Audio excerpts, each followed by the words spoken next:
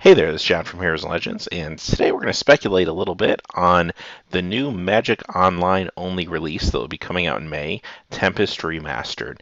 And the announcement came out about 2 days ago for this set. And if you would like more information about the set in detail, we did a video 2 days ago with the release information, and you can also find it on the Wizards of the Coast and Magic the Gathering website.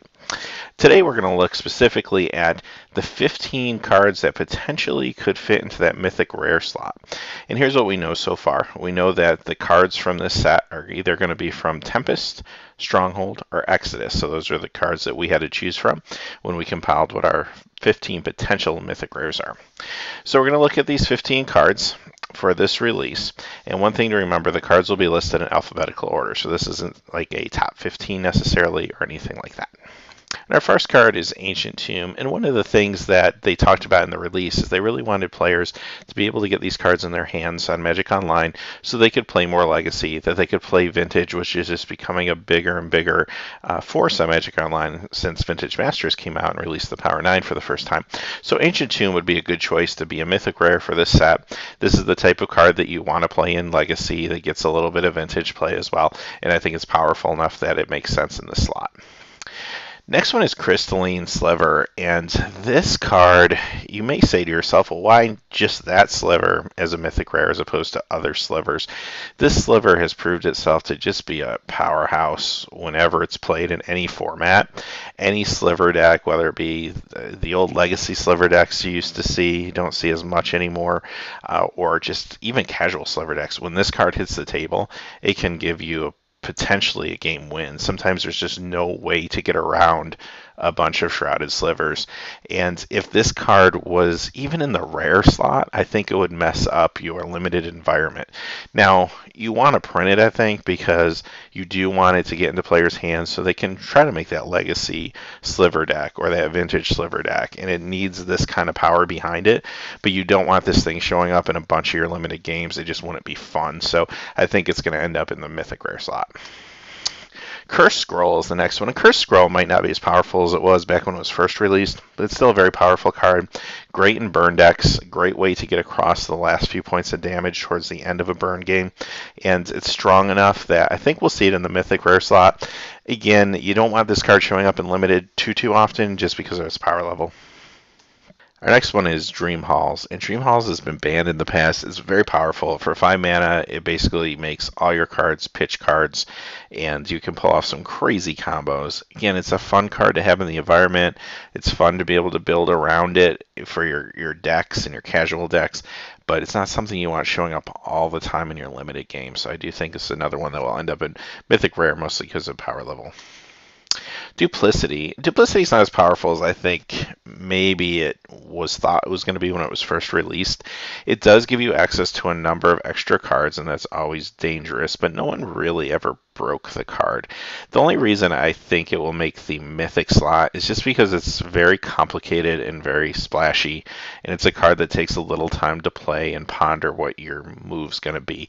So again, it's a card that you don't want it showing up too much in your limited. It makes sense as a Mythic, and I think it's complicated enough to keep it at the Mythic level, so I think that's where it's going to fall. Our next one is Living Death, and Living Death is just powerful. Be able to get basically all your creatures back from your graveyard if you build your deck around that is huge. And it might not be quite as powerful in limited, but still can be very powerful in a draft. So I think it's going to be strong enough to take a Mythic spot.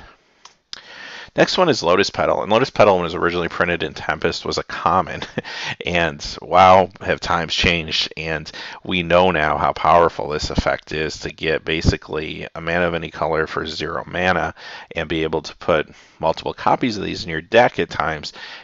Really showcases the power of this card.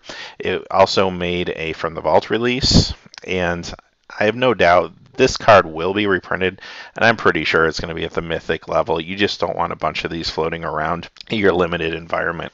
Our next one is Mind Over Matter. Mind Over Matter is expensive, but powerful.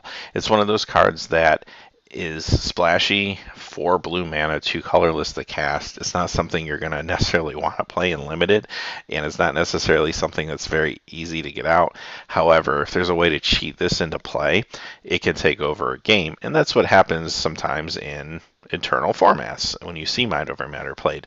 Now, a reason this card is a great mythic choice is it's very powerful, and it's kind of fun to open it and be able to use this in your Eternal decks. B, you don't want a whole bunch of these showing up in your draft because no one wants to pick a card that's 4 blue. And sure, there might be a deck out there that can use it, but it's going to be far between, and you really just don't need people passing these out towards the end of a draft. So I think Mythic makes sense for this particular card.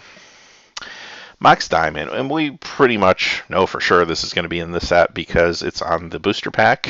so this one's cheating a little bit, but even if it wasn't on the booster pack, I think Mox Diamond would be a very fair choice. It's got the word Mox in it. It's pushed enough that it's a powerful card, and it's just your perfect mythic and almost centerpiece card for this set.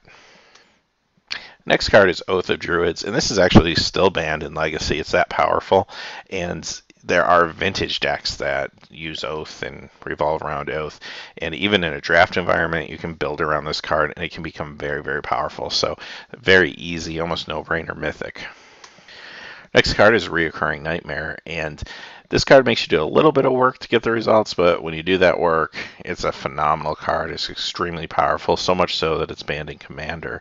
So this card, you're going to use it in your Eternal formats. It's something you can make work in a draft environment as well for limited, but powerful enough that it definitely needs to be at the Mythic slot.